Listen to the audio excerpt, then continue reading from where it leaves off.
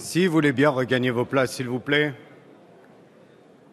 La séance est ouverte. L'ordre du jour appelle les questions au gouvernement. La parole est à Monsieur Gérard Charras. Merci, Monsieur le Président. Ma question s'adresse à Monsieur le ministre des Affaires étrangères et du Développement international. Monsieur le ministre, la France et les Français viennent de vivre une terrible épreuve. Notre pays y a répondu avec un véritable sang-froid et une maîtrise reconnue dont il faut remercier le Président de la République, le Premier ministre, Madame le garde des Sceaux ainsi que Messieurs les ministres de l'Intérieur et de la Défense.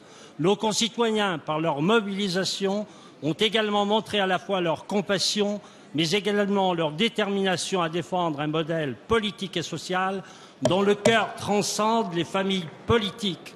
Je veux parler de la République. Mais dans le même temps, depuis quelques jours, des manifestations d'hostilité à ce modèle naissent de toutes parts, parfois encouragées par des responsables politiques qui défilaient pourtant avec nous le dimanche 11 janvier. Grosny, Gaza, Istanbul, Alger, Amman, Peshawar, Karachi, Khartoum, Dakar, Bamako, Niamey. La liste est longue et l'hostilité s'incarne.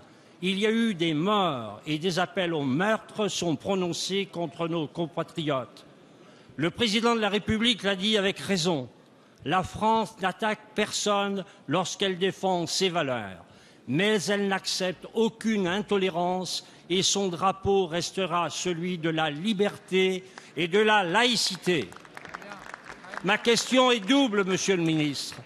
Pouvez-vous d'une part nous dire les mesures qui ont été prises pour protéger nos compatriotes de ces manifestations d'hostilité et d'autre part, pouvez-vous nous indiquer au fond les démarches que vous allez entreprendre pour répliquer la position de la France à la fois face au terrorisme et au fanatisme religieux contre lesquels elle entend être intraitable, mais aussi à l'endroit de ses propres valeurs qu'elle entend continuer de défendre Monsieur le face député. au monde entier. La parole est à Monsieur le ministre des Affaires. Affaires étrangères.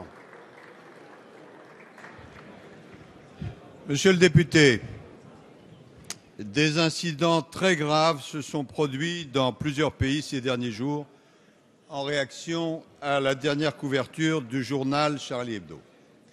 Et je veux à cet égard être parfaitement clair. D'abord, la France condamne avec la plus grande fermeté ces appels et ces actes violents. Concrètement, nous mettons tout en œuvre pour protéger nos concitoyens à l'étranger et assurer leur sécurité et celle de nos emprises. Le centre de crise du Quai d'Orsay a pris sur ma demande les dispositions nécessaires en ce sens et je renouvelle l'appel à la prudence et à la vigilance. Sur le fond, je réaffirme devant vous que la liberté d'expression est un pilier de notre démocratie et qu'il n'est évidemment pas question d'y renoncer. J'ajoute que défendre la liberté d'expression en France ne signifie pas que tout soit possible.